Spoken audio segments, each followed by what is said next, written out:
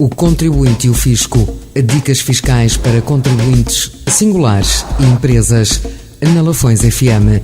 Sextas-feiras, às 15 horas. E depois do Jornal Regional às 18.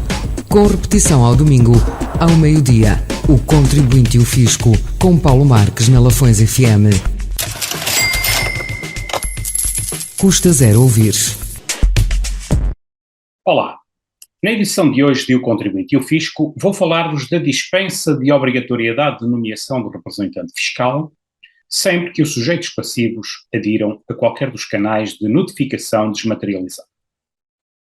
O tema já foi aqui abordado na edição de 17 de junho, logo depois de o Conselho de Ministros ter aprovado a alteração. Entretanto, foi publicado o Decreto-Lei nº 4/2022, de 8 de julho, que altera o artigo 19 da Lei Geral Tributária, e recentemente a Autoridade Tributária, AT, disponibilizou um conjunto de perguntas e respostas sobre o registro fiscal do cidadão não residente, pelo que julgamos pertinente voltar ao assunto. A Lei Geral Tributária foi alterada no sentido de dispensar a obrigatoriedade de nomeação de representante fiscal sempre que os sujeitos passivos adiram a qualquer dos canais de notificação desmaterializada.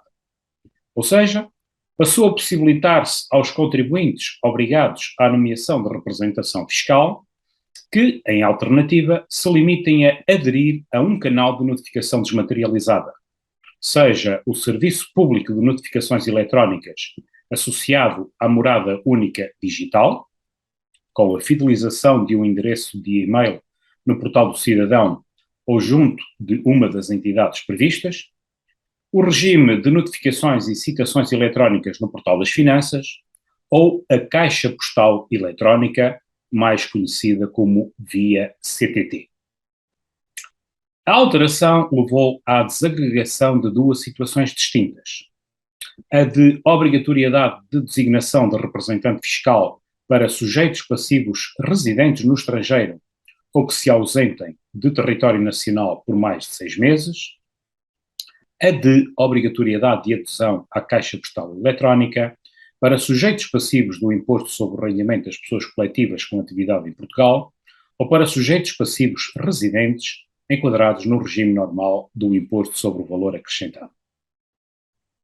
Adicionalmente, e para simplificação administrativa, a partir de 1 de janeiro de 2023, passa a dispensar-se a obrigatoriedade de adesão à via CTT para todos os sujeitos passivos que adiram ao Serviço Público de Notificações Eletrónicas associado à morada única digital ou ao regime de notificações e citações eletrónicas no portal das finanças. Centrando-nos nas pessoas singulares, os cidadãos com o número de identificação fiscal português não residentes em Portugal têm de aderir a notificações eletrónicas ou designar representante fiscal. Temos situações distintas. Se cidadãos residentes em país da União Europeia, Noruega, Islândia ou Liechtenstein, não há qualquer obrigatoriedade. Para os cidadãos residentes nestes países, a adesão a notificações eletrónicas ou a designação de representante fiscal é sempre facultativa. Para cidadãos residentes noutro país ou território, considerado país terceiro, depende. Os cidadãos residentes nestes países que tenham uma relação jurídica ou tributária com a AT estão obrigados a designar representante fiscal em Portugal ou aderir ao sistema de notificações e citações no portal das finanças ou à via CTT. Contudo, se o cidadão não residente exercer uma atividade por conta própria sujeita à IVA, o representante fiscal terá de ser um sujeito passivo de IVA residente em Portugal. Nestas situações, a opção pela adesão a qualquer uma das notificações eletrónicas acima referidas não dispensa a designação de representante. Por outro lado, apenas existe uma relação jurídica ou tributária com a AT quando, nomeadamente, o cidadão seja proprietário de veículo registado em território português, seja proprietário de imóvel situado em território português, celebre um contrato de trabalho para atividade em território português ou exerça uma atividade por conta própria em território português.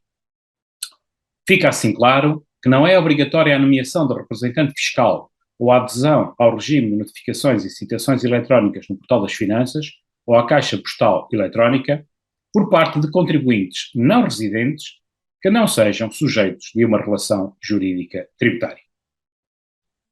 Dada a diversidade de situações possíveis, para além da questão a trás respondida, e também para a obtenção de instruções sobre os diferentes procedimentos no Portal das Finanças relacionados com este tema, sugerimos a consulta das perguntas e respostas sobre o registro fiscal do cidadão não residente, disponíveis no Portal das Finanças, na área de apoio ao contribuinte e seguindo o caminho, questões frequentes, registro contribuinte, identificação, representação fiscal.